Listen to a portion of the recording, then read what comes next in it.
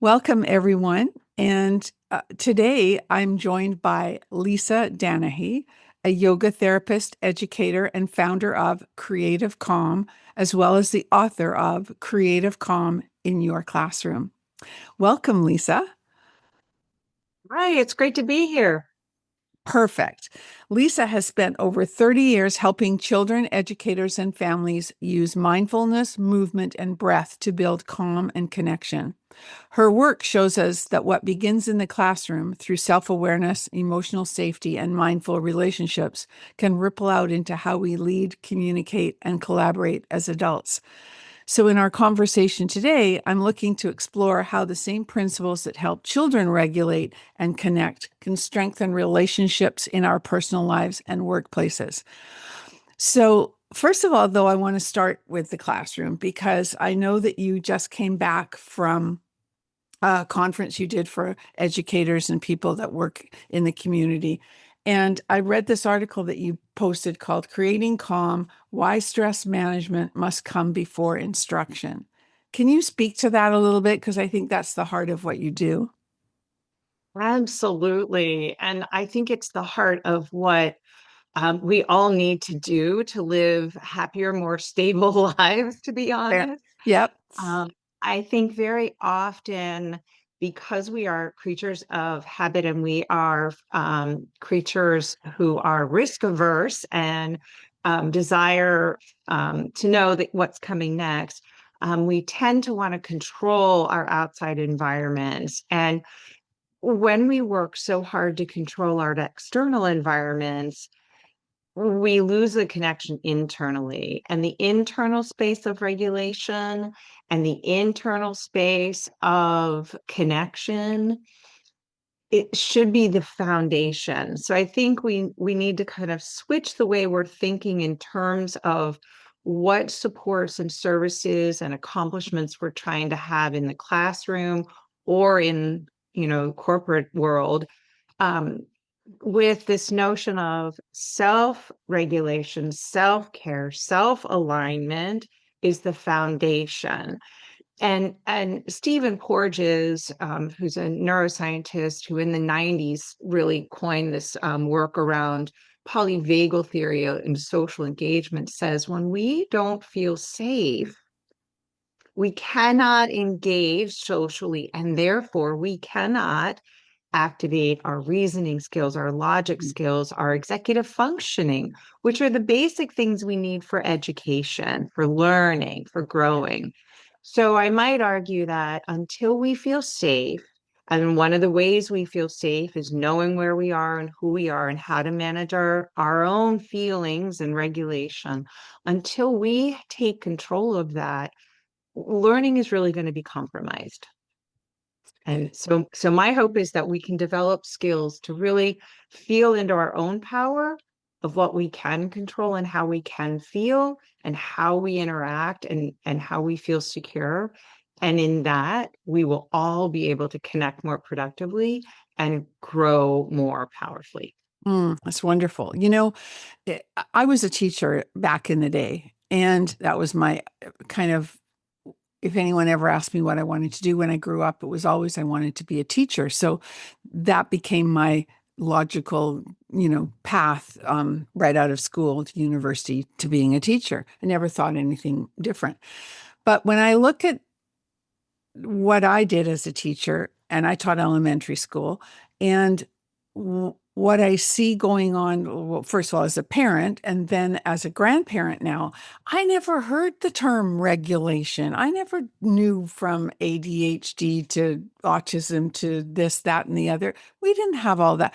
What happened? Like, did we not know about these things? I look back and I think back of when I was a very young 21-year-old teacher in a class of 36 second graders. 36 I had.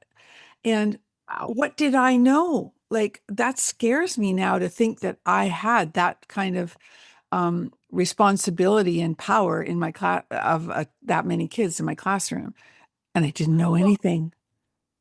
I think in some ways none of us ever really know anything, and that may be part of the Well, problem. I We knew all how think to, we know a lot more now. I knew how to But teach writing and reading and arithmetic, but I didn't know about the child.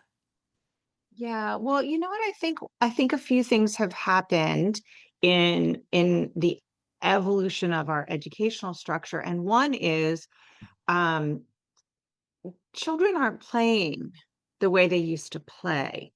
They aren't giving this That's true. exploratory space to work through things, to practice social skills, but also to practice self-management and self-engagement in the same way. So they're coming in a really structured world, Yeah. and we're always telling them what to do and who to be. And so I think there was a lot more play. There's a lot more space for quote downtime or rest. I think we've really done a disservice to our children in saying the more we cram into each day, Yes. the more Yes. we'll get out of them.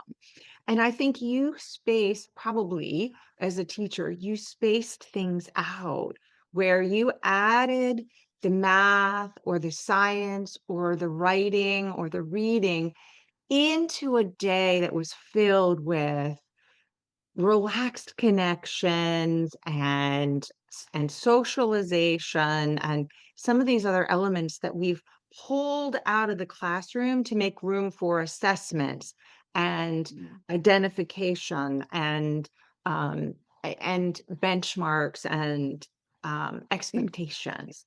It's kind of scary, really, isn't it? Yeah. Um, so, all right. Well, you said that kids learn calm from the energy of the adults around them.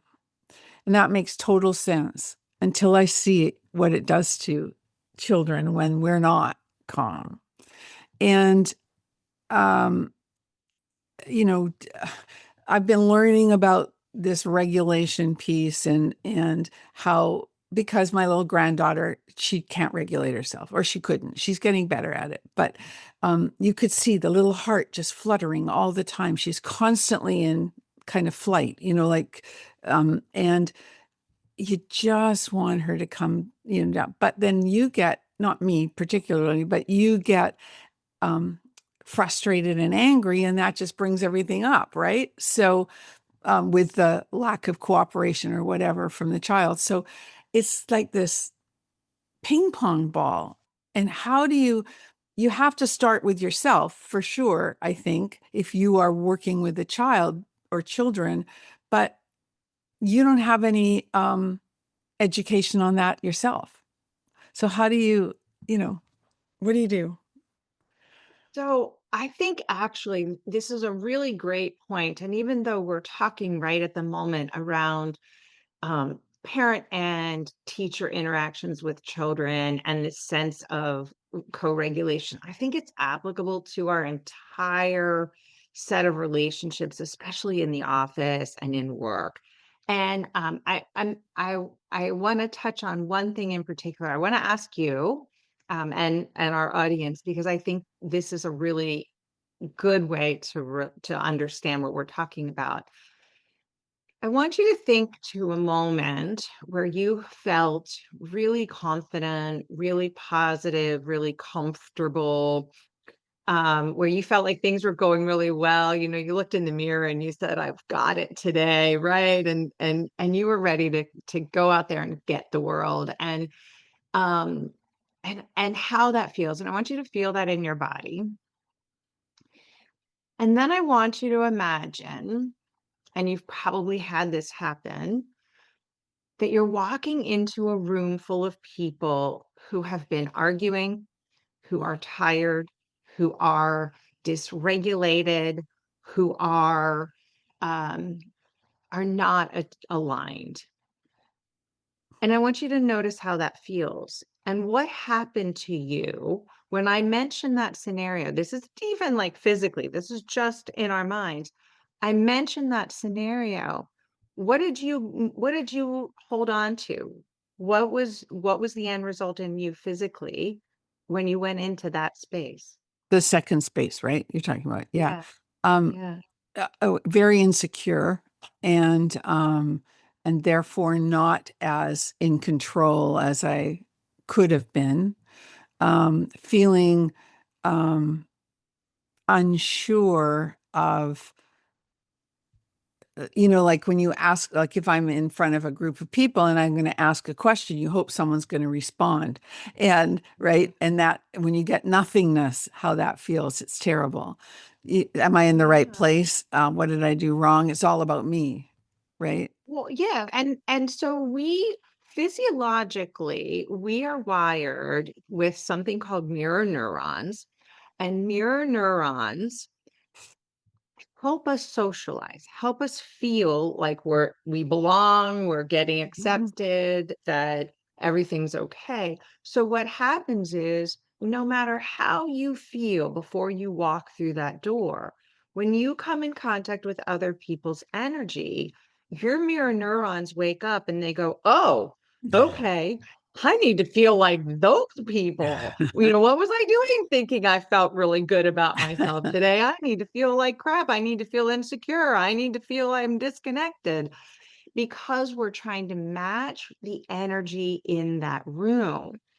And so we don't have to have a lot of formal training and we don't have to have a lot of tools to begin to notice that the energy that we bring and the energy that others bring impact our experiences. And the more we can notice that, the more when I'm feeling one way, I notice, oh, look at that. This is the way I'm feeling. And I notice, hey, you're feeling that way. The more I can detach and give a little check to my mirror neurons around what I need to model, the more I can be stable and I can become a force of regulation for everyone else. And this is the really key thing, because while my mirror neurons are trying to copy your dysregulated state, which is exactly what you were saying when you said that the parent automatically starts to get ramped up because they're picking up on the energetic state of their child. They're Mm, mirroring. mm, But you also are surrounded by people whose mirror neurons want to mirror you. So if you come into that room and for that 5 seconds you go, whoa, this energy doesn't feel good, but you step back and say, okay, back into my energy, you can become the co-regulator for the group. You can help them mm. calm. Instead of you adopting their energetic state, they adopt yours. And the more we're doing that, the more consciously we're bringing our regulated state into a group dynamic, the more they are practicing self-regulation, which comes into ultimately a state of auto-regulation where we all can really swiftly move back into that regulated state. So it really takes awareness, not a whole lot of technical training. Okay, that's exactly what I got from that. I remember when you just put me into that visual situation that I visually conjured up in my mind. I remembered this situation where I was doing a training session in a big corporation, and one of the girls in the class, in this, there were maybe 16 people there. One girl was sleeping, and all I could do was focus on what am I doing wrong? Why am I putting her to sleep? Which apparently, because I talked to her afterwards, wasn't the case. She hadn't slept all night. She wasn't feeling well. She probably should have excused herself. But I took on that, and talked myself out of me being in a higher state, I guess, of energy. And so I totally get what you're saying. But that it takes awareness, but it also takes confidence. Yes. And it just takes some skills too. Mm-hmm. It takes some assuredness to know that I'm okay standing in the feelings and energy I'm feeling. Mm-hmm. And sometimes that might mean, okay, I'm going to take on some of their stuff, but I'm going to take it over here to the side and I'm going to work with it. Mm-hmm. Because Mm-hmm. sometimes it might still be bigger than I can take on. or that I can separate from. Mhm. But it also takes um, the capacity to access the nervous system. And this where some training can help, Mhm. not official formal training as much as just getting to know how things work in your body. But what we're Mhm. really boiling this down to is nervous system engagement and activation. We're talking about, can I find a mechanism that will allow me to recognize my physiological state and then alter it Mhm. so that I can affect my regulation? And the easiest way to do that is something we all have access to all the time. It's your breath. Okay. When Yes. right? Yes. When you can pause and connect with your breath, you're taking the reins on your nervous system. So with each exhale, especially each extended exhale, I'm telling my nervous system, okay, relax, you've got this. Activate the parasympathetic nervous system, the calm down response. Conversely, when I am in a situation where I need to remove myself or defend or protect myself, I can take a big, quick breath in and exhale it with a little force, and I can activate my sympathetic nervous system, my wake up, my active, my move response. So with just a breath practice and a connection to my breath, I can access my nervous system and I can change my physiological state, which will change my energetic state, which will allow me to reinterpret my emotional state.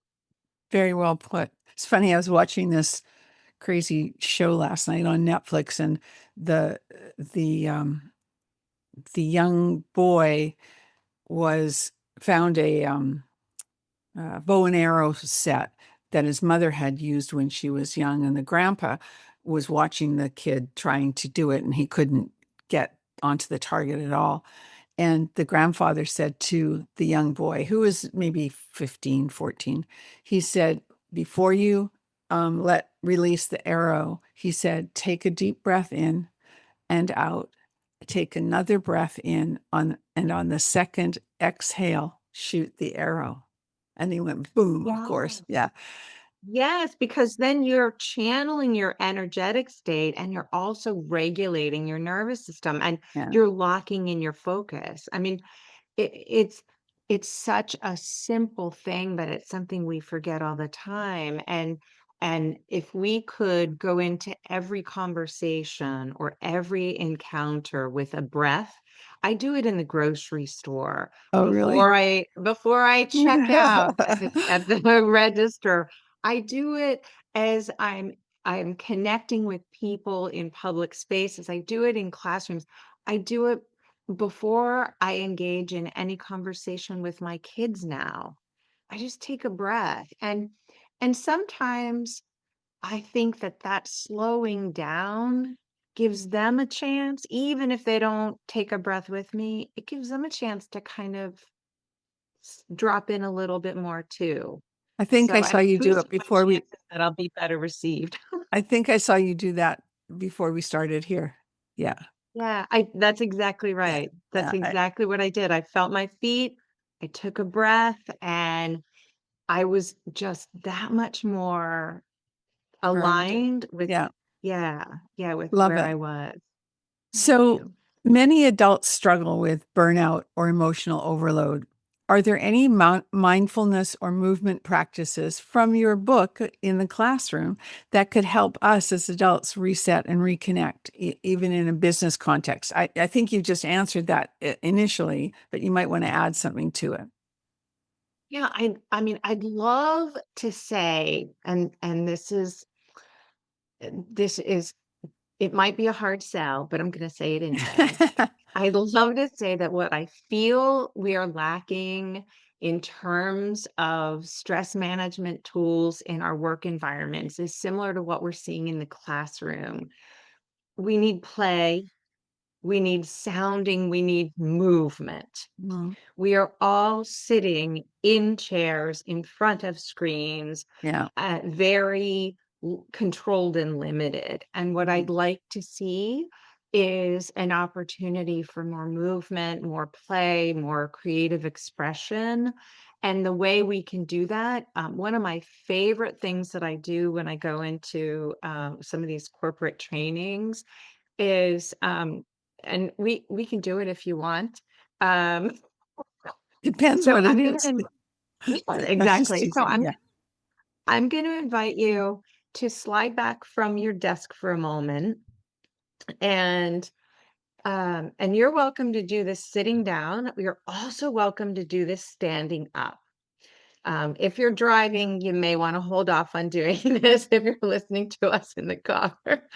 But stand up or have a seat and start to feel your feet on the floor, and just tap your feet alternating on the floor, and notice your connection with the ground, and wiggle your toes while you tap your feet. And notice how that might be a challenge, Yes. whether you ever really do that. And then let your legs get a little more wiggly and your hips get a little more wiggly. Let your belly shake a little, your ribs twist, your shoulders shake. Take your arms and move them in whatever way feels really good. Let them shake, shake, shake, shake, shake, all the way out to your fingers. Now let your head add in there, with your ears and your eyes, any part of your body. Let your hair move a little. Wiggle back and forth or side to side, go a little higher or a little lower. Shake, shake, shake, shake, shake. Now bring your arms out to the sides, plant your feet on the ground, and take a big breath in. Fill yourself up like a balloon, arms coming overhead, and bring your hands right down the midline as you breathe out. Yeah, let's do 2 more of those. Big breath in. Reach your arms overhead, breathe out, hands down in front of your chest together. And one more. Big breath in and breathe it out. Slow your breath down. Pause here, take a breath in. Breathe out, relax your arms, and just notice how you feel. Really good. Yeah, really good. I mean, your focus was completely shifted from your head to your body, and it was freeing. Yeah, it was great. And Yeah. we don't do enough of that. You're absolutely right. Now I'm Yeah. on And that was video and YouTube. It's going to be really ridiculous, but it's all good. I love it.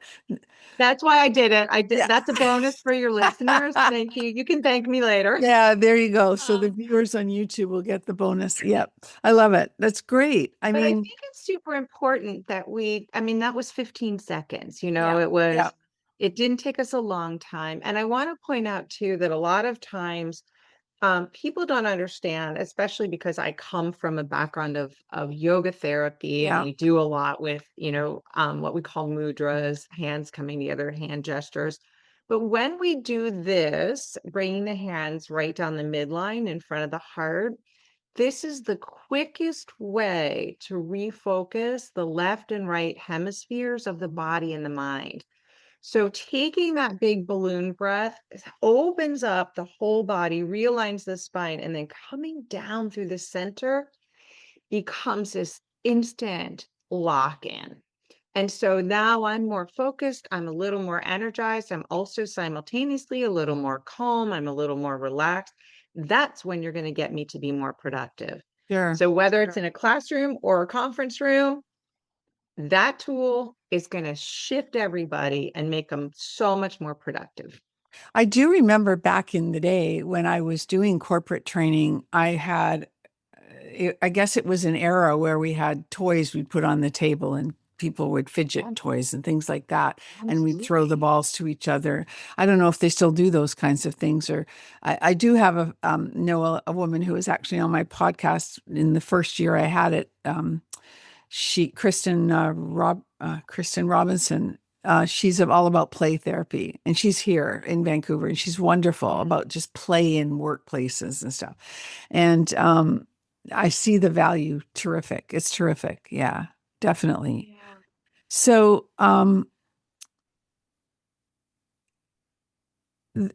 okay. You often talk about belonging and inclusivity in schools. How can those same principles create more equitable and connected environments in companies or communities?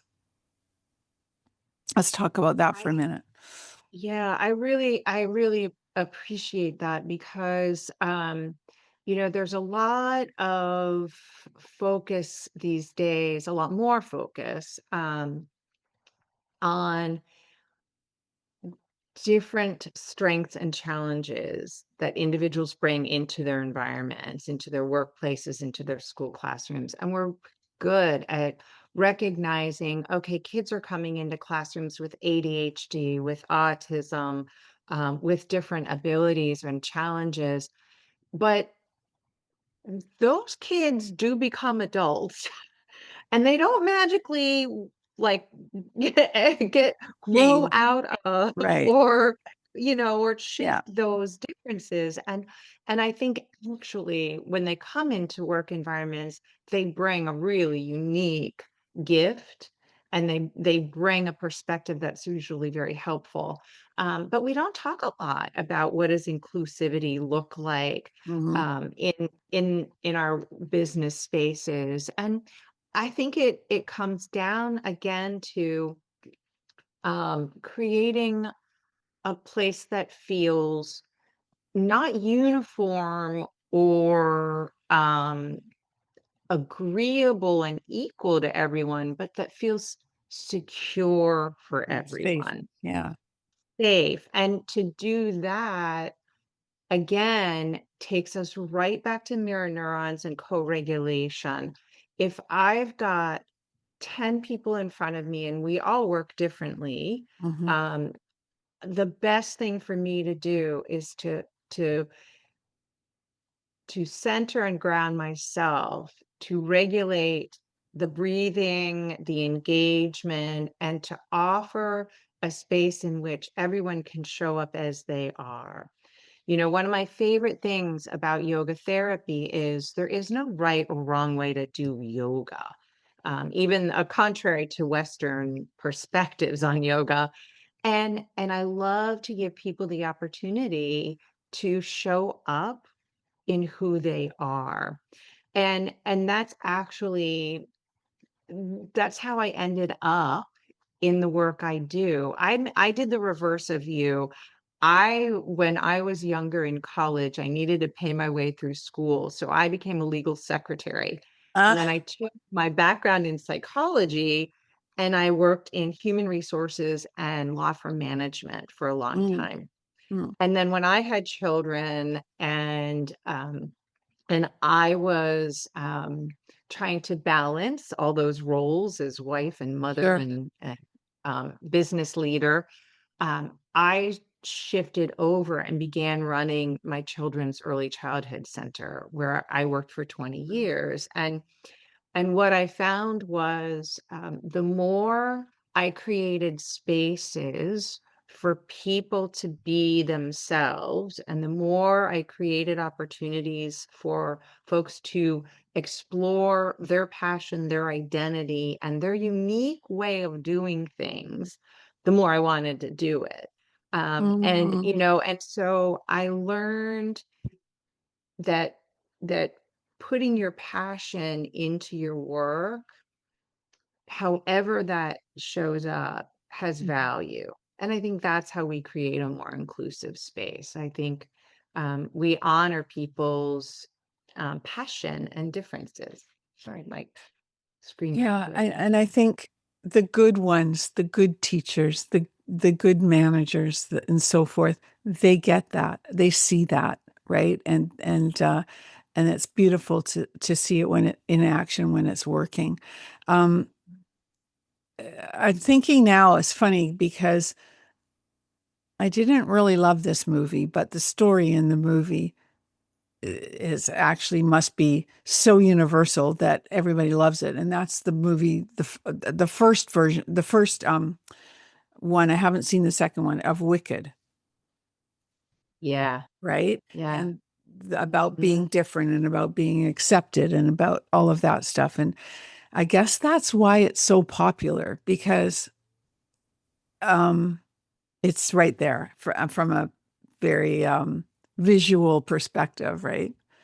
I don't know. Yeah. I think I'm the Yeah. only person that didn't like that movie, but it was basically because I didn't like any of the songs in the movie. I think as a musical, you want to like the songs, but Well, the story, and it's a hard concept too. It's really a yes, hard yeah, concept, this notion of um is being different a good thing. yes, exactly, yeah. And You know, and the oh, same oh, thing in Frozen. It was the same thing in Frozen. was it? Okay, see, I've never seen that Yeah. one. That one never appealed Yeah. to me. But Yeah. now that you say that, it's like the child. Okay, so I know this is probably for a conversation for another day, but when you see children who beat to their own drum, and they see the world differently through, right? Is do they have those insecurities that they're not like the other? Do you know what I'm trying to say? Or they don't care. They Yeah. just, So yeah, I think it varies. I think we all care. yes, but I think yeah. I think it registers with all of us. And the only reason I say that is because I worked a lot with children who and young adults who had more limiting, nonverbal, Mm, challenging forms of autism. mm, And I worked with one student in particular, a young boy who I worked with into his young adulthood. And he had real challenges in controlling his body. And he communicated through a letter board. mm. Um, and there were very many times where I wondered if he was getting what I was teaching and where I was. And one time his mom got in touch with me after one of our sessions, and we had been working on um, stretching and engaging muscles, and we were doing triangle pose, which is really challenging. And I was helping position him, and I'm very um, aware when I'm helping people get into a position because I want them to do it. I don't want to do it Right. for them, right? And I don't want them to see my guidance as criticism. So anyway, so we were doing triangle pose and breathing together, and we finished our session and went on. And his mother came to me and said he used his letterboard to tell me that it was the first time he felt he could connect with his body and he felt strong inside. Aw, that's So he was feeling the same insecurities, the same inadequacies, probably more frustration because he couldn't speak articulated. to me Yeah. and articulate what was going on. And that's where, when I do work with those populations, I'm really focused on attuning energetically, on using far less vocabulary and languaging. I sometimes will go many minutes in a private session where I don't talk to them at all. Mm, We're just moving and breathing and connecting energetically. And I think that's the key to inclusion, is mm, stepping back from conversation and mhm. stepping into energetically connecting. That's beautiful. That's a great way to just end this segment, and I love it. I do have a couple more quick questions for you, and then we'll wrap up. But I can just tell from your face and from the way you speak, and you speak calmly as well, that you probably just are the best person for that child to be working with. I do. I can see that. So, just a couple of quick questions before we wrap up. So, one of the things that I love the most is curiosity. I'm always curious about different, and I think that's why I connected with you initially when we met, because I had so many questions for you. I'm curious about what you do, and um, and so I ask you your opinion, and there's no right or wrong answer, of course. But do you think that curiosity is innate, or learned? And part 2, what are you most curious about today? I think curiosity is learned and can be cultivated. Okay. Innate and can be Can be cultivated called. and Okay. innate. I believe that we all are naturally curious beings, which is one of the most interesting dichotomies of this existence of human being and what I call the space of because while we are inherently driven to be curious, we are also inherently driven to be risk averse. So curiosity and risk aversity Mm, can very often come at each other. I've never had And that I think, answer before. That's great. Yeah, yeah, because I feel like, as we get older, we lean more into the risk aversity instead of the of curiosity. course. Yeah. And I wish we could lean more into the curiosity because then we we are less fearful Mm-hmm. in the risk aversity because we know we're going to figure it out. We're going to be okay. We're Yeah. going to land. So that's my thinking on that. And what are you most curious about these days? Um, I am most curious about this space of Mm, about, about how complicated and yet so simple being human really is. mm-hmm. And I just love the act of being curious and that awe and excitement that comes with knowing that I don't know all the answers, that I can play in the space of unknown. So I'm Beautiful. most curious about that. All right, one last question. Finally, for our listeners, what's one small doable step that they can take today to bring more calm, connection, and relational awareness into their own lives or workplaces? Let's do it. Sit with a tall spine. Place one hand on your chest and one hand on your belly. Take a big breath in. Hold it there for a moment. Feel yourself full. Slowly exhale the breath out. Take one more big breath in. Hold it there for a moment. Slowly exhale it out. And either silently in your mind or out loud, say, I'm okay right now. I'm okay right now. Beautiful. Thank you, Lisa. Thank you for being here. It was really fun to talk to you and to play with you. And where can people find you? Createcalm.org. And Perfect. and I can toss you some social media links to add into the caption too if folks want to follow Perfect. me. And your I've got a book? YouTube channel and stuff. All right, but basically they can go to your website and it'll probably all go from there. And your book, Creating Calm in the Classroom, is on Amazon, I think. Yes, and also on your website, probably.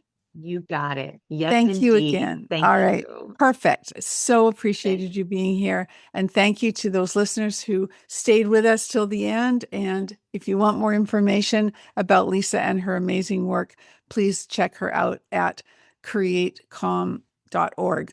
And remember to stay connected and be remembered. If today's show inspired you to make a new connection, why not start with me? Head over to LinkedIn and connect with me. Be sure to let me know you are a podcast listener because I select one listener each month who connects with me on LinkedIn for a complimentary profile audit. Don't forget to stay connected and be remembered.